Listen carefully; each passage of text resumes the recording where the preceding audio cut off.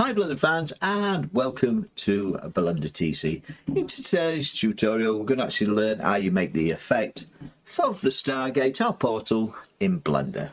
Let's begin. So I'm just going to hide the portal. What you've got up here, you've got a little eye thing, and it's really handy because you can hide things or make them appear in Blender. So I'm just going to hide the portal, and I'm just going to add in a mesh, and the mesh we're going to add in is a circle. Now this is a quick and easy way of doing things, and as you can see we've got the circle. It's got 32 verts, that's found under here, but what we want it to have is 200 verts. Right, the vert is the actual points around the circle, as you can see. So we've got our 200 verts, and if you press the tab key this will take you in and out of edit mode, and while we're in edit mode what we're going to do is actually fill this circle with a grid.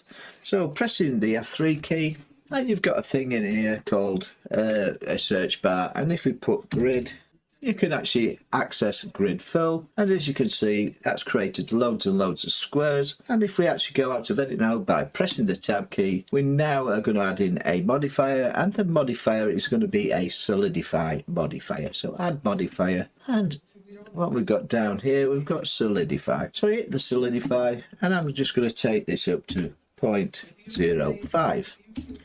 As you can see, we've now made a thick little disc. In fact, we're not going to go back into edit mode. What we're going to do first is apply this modifier.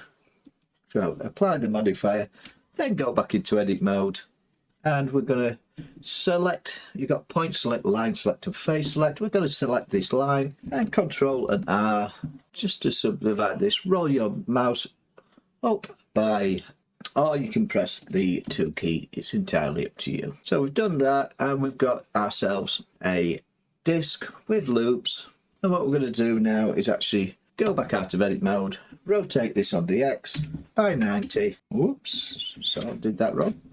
Control Z just to undo that. Rotate on the X by 90, and I'm just going to make my Stargate reappear. So we've got our Stargate there. As you can see, this is a little bit big, so I'm just going to shrink it down until it's about the right size. And G and Y just to move it just where I want it, which is about there. And a quick look at our Stargate. As you can see, that looks pretty plain. So we're going to add in a quick glass. So go down here into material properties, and we add ourselves, we're going to do new, and we're going to add ourselves a glass. So going to surface, and we're going to select glass up here. Give it a couple of seconds to actually play around.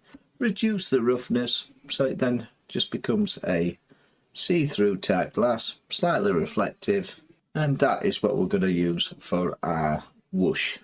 Right, add in another object now. I'm going to add in a mesh, and it's going to be a UV sphere, and scale this down just like that, and G and Y just to move it backwards like that. So now what we've got is that we've got our glass or our liquid, and this is going to be our effector.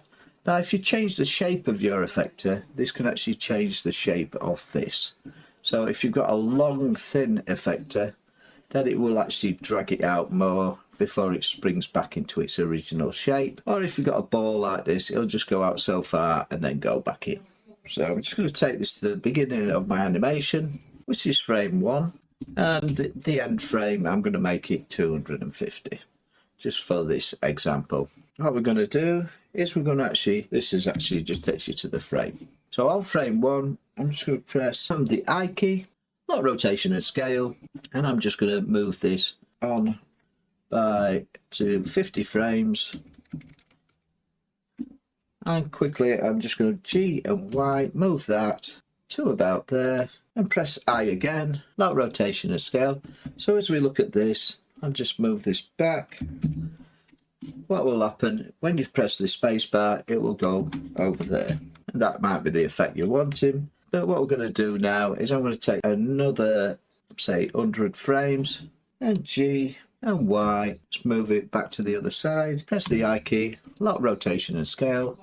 So we take it back to the beginning, and as you can see we've now got control over our sphere. Now you can make this go to and fro as many times as you want, and I'm just going to play around with this. G and Y, just move it, and each time press the I key, lock rotation and scale, so you're getting like a yo-yo effect. that because you're actually making this go at different speeds, by changing the actual number of segments, we'll just take this back to, we'll make this 250, and G and Y, we'll just move it back to here, back to the start. So I, that rotation and scale, and as you can see, it's now going through and then back again through our Stargate. Right, so we've done that, and the next thing is we're going to do is add this effect.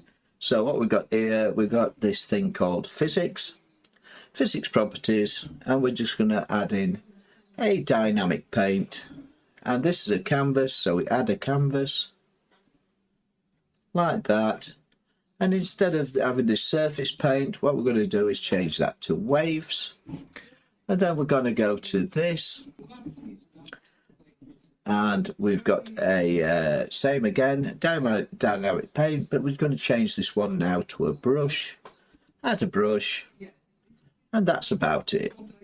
The only other thing we need to do is we need to actually go into this material and we need to bake it, otherwise it won't do it in our animation, but it won't bake at all unless you actually file and save. So I'm going to put save as, and I'm just going to make this my Stargate 5.